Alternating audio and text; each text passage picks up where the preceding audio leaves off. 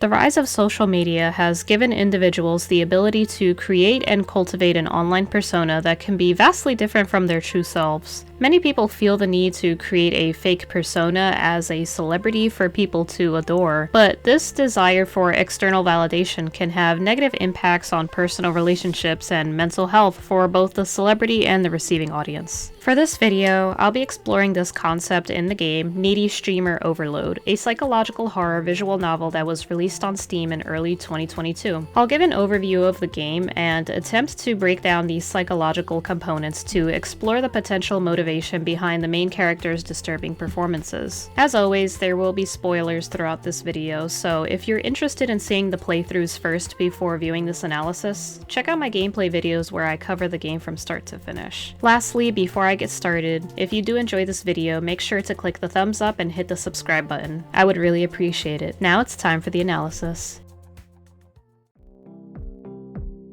Needy Streamer Overload is this super bubbly, super kawaii art style visual novel about a girl named Ame who desperately wants to become internet famous as a streamer in order to satisfy her need for approval. She has this sort of cutesy, gothic look about her, and her behavior is initially somewhat stoic, but her online persona that she adopts is quite the opposite.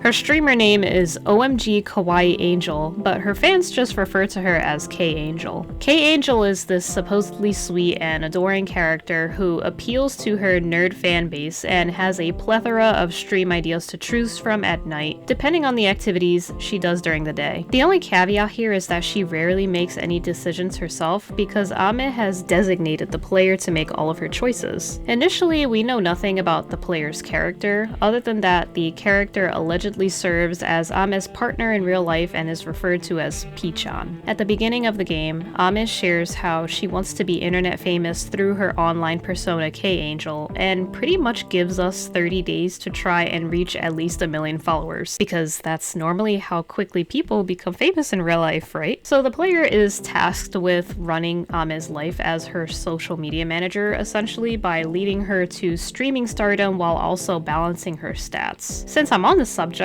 let me briefly discuss them. She's got her follower count, which is unsurprisingly the largest font out of all of the others, maybe because she cares about that most of all, followed by stress, affection, and mental darkness. We as the player can only interact with Ame and K-Angel through a computer monitor, but she tells us early on that we're pretty much in full control of her life decisions. Like, she begs P-chan to help her get to 10,000 followers within the first 10 days, or else they get evicted from their apartment. Depending on the number of followers she obtains over the course of the game, as well as her stats and the stream genres K-Angel engages in, the player can achieve one of 25-ish different endings. I'll say this from now, most of them kinda suck for Ame, but some are okay endings. As the game progresses, her actions become unpredictable and strange, as in emotionally distressing and self-destructive behavior, so trigger warning. It really doesn't take long to realize that something is fundamentally wrong with Ame. It's almost like she places her entire identity in becoming famous and otherwise finds no meaning in her life, which eventually is expressed through K-Angel. So there's a general theme that encapsulates the psychology in this psychological horror, and that is the topic of parasocial interaction. I'll talk about that for a bit just to cover the history and give examples, and then I'll explain how Needy Streamer Overload is an extreme form of this concept.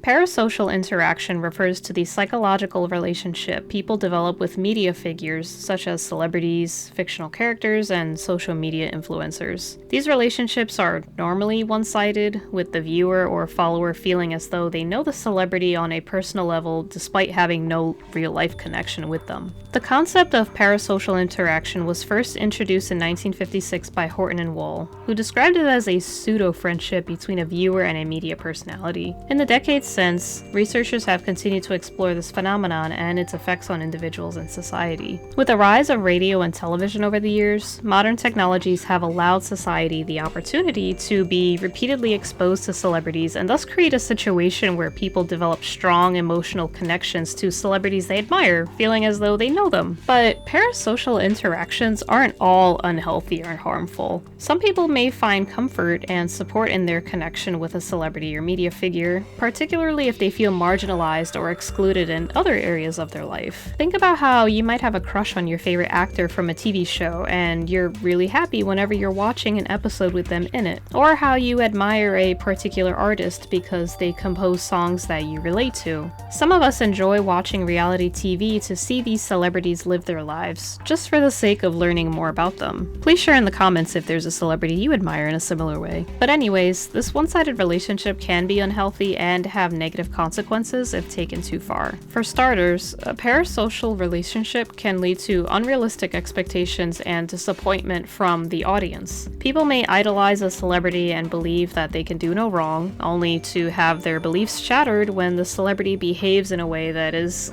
inconsistent with their public image or with the ideal person in someone's mindset. This can lead to feelings of betrayal and disillusionment, and for the younger generation, it can corrupt their sense of identity and values. Think about how people react when a celebrity goes through weight changes or dates another celebrity. You'll see personal information like that splashed across every tabloid. Another potential negative consequence of parasocial relationships is the impact it can have on mental health. Studies have shown that individuals who develop unhealthy parasocial relationships with media figures can experience symptoms of depression, anxiety, and low self-esteem. This is particularly true for individuals who already struggle with social isolation and have limited social support. Okay, now let me turn it over to the flip side and talk about these famous icons. We know that not everything presented in social media or on TV represents the full picture of someone's life. Celebrities and social media icons often curate their life experiences to promote some sort of theme, so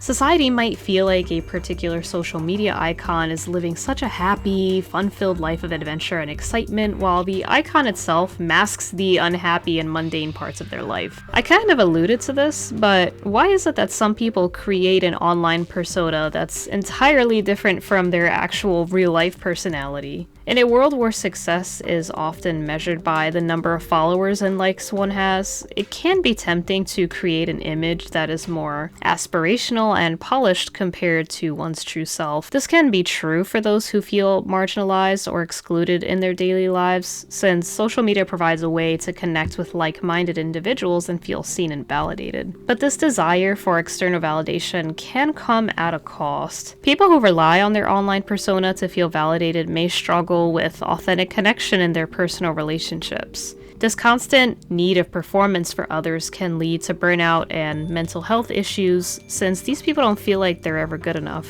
On that topic too, these kinds of individuals may also be more likely to share personal information or images that they would not normally share, or engage in online relationships that are not healthy or safe. That can further exacerbate feelings of loneliness and isolation, and may put them at risk for online harassment or abuse. But I'll discuss that further when I cover the role and impact of the audience in this game. With all that said, let's cover the characters in Needy Streamer Overload.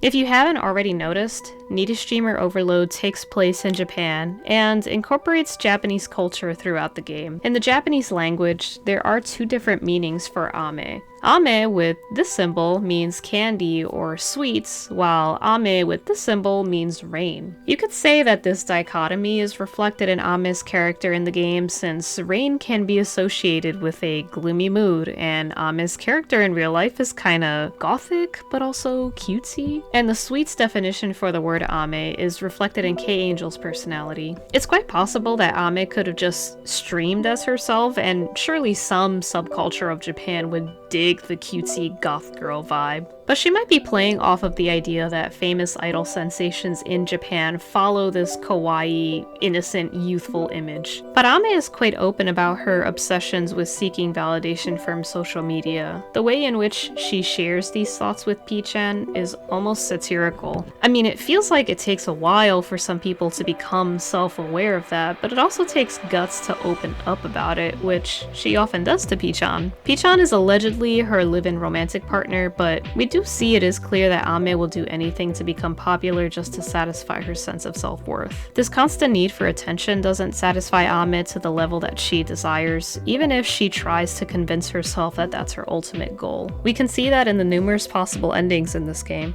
Now, I'm not going to go over every single ending for this video, but I'll try to summarize the similar themes that are represented. Just as a side note, after this game was published, Needy Streamer Overload did release new endings and future updates, so I'm just gonna list the ones that I pulled from the wiki fandom at the time of this recording. Maybe more will be released in the future, who knows, but just by going off of this list, we can boil down these endings to one or more of the following. Her relationship with streaming and her relationship with the audience are two distinct categories, I feel. I think that streaming is the vehicle that she uses to try and obtain the object of her desire, which is the audience or approval from the audience. There are endings where her object of desire shifts to Pichon, so streaming becomes irrelevant, but there are other endings where she either quits or continues streaming while either obsessing over or hating the audience, so that's why I feel like they are two different categories. The endings also mostly rely on how Ame's stats turn out, but there are some that are dependent upon certain actions occurring, such as maxing out one genre of streams or achieving a certain number of endings, which I think only triggers the comment dire. I cannot pronounce it. It's this ending. But at its core, this game highlights the potentially devastating effects of our obsession with social media and becoming famous. Now, I did promise that I'd talk about Pichon too, didn't I? Remember how I mentioned that one possible ending where Ame is coming to terms with Pichon's identity? Well, in the comment dire adieu ending, we as the player get access to a save slot that automatically courses through the game, but then we discover that Pichon is actually an imaginary friend that Ame concocted to cope with her obsessions with external validation. All that time, Pichon wasn't real. Why would Ame do that? So it's common for children to have imaginary friends, and it probably isn't weird because they're still developing and that's probably fostering creativity, but it's less common for adults to have imaginary friends. I'm not saying like, adults talking to themselves or just having an imaginary entity to bounce ideas off of. That's fine, I feel like, for the most part, but for some adults it is a different story. For those cases, this idea of someone fabricating a separate entity can be seen as a form of dissociation, which is a defense mechanism that allows individuals to detach themselves from reality in order to cope with overwhelming emotions or situations. In this case, the imaginary friend serves as a source of comfort and support, helping the individual to feel less alone or anxious or stressed and more in control of their thoughts and emotions. The individual also wouldn't have to fear rejection or judgment, although there probably are cases where someone's imaginary friend is judgmental as a form of self-deprecation. In this game, Pichon does have the option of being really mean to Ame or failing to achieve her desires, so she just ends up with one of the negative Pichon endings. Maybe you've been the Pichon in a relationship where your partner had low self-worth, and maybe all you wanted was for them to be happy. But no matter what you do, nothing seems to be working. Even if you encourage them to seek help, it's not like you could force them to do it. They'd ultimately have to want that on their own. They'd have to acknowledge their sense of low self-worth and work with a professional to unpack those emotions in order to love themselves better and not rely on external validation. Or maybe you're like Ame to some degree. Many of us at some point have desired approval from others, but those feelings could go overboard if not addressed. Unhealthy idolization can lead to many of the endings we've seen with Ame, but in the end, she's hurting those close to her and she's hurting herself the most. As for the audience in this game, it's kind of scary how realistic their behavior is. At this point in time, I can't relate to the popularity that K-Angel receives, but I've watched enough YouTube and have read enough comments on different social media platforms to know how much time we as a society spend online. As I mentioned earlier, it's not bad to admire a social media icon, but the audience's relationship with a celebrity figure can be as negatively impacted as the celebrity's relationship with the audience. In some of these endings in the game, Ame either trips out on drugs or takes her own life on camera. She developed a fan base of people who then watched her destroy herself. How many of these viewers were minors? How many of those viewers suffered from anxiety or depression? Or also, how many of those viewers downplayed or enjoyed watching Ame suffer?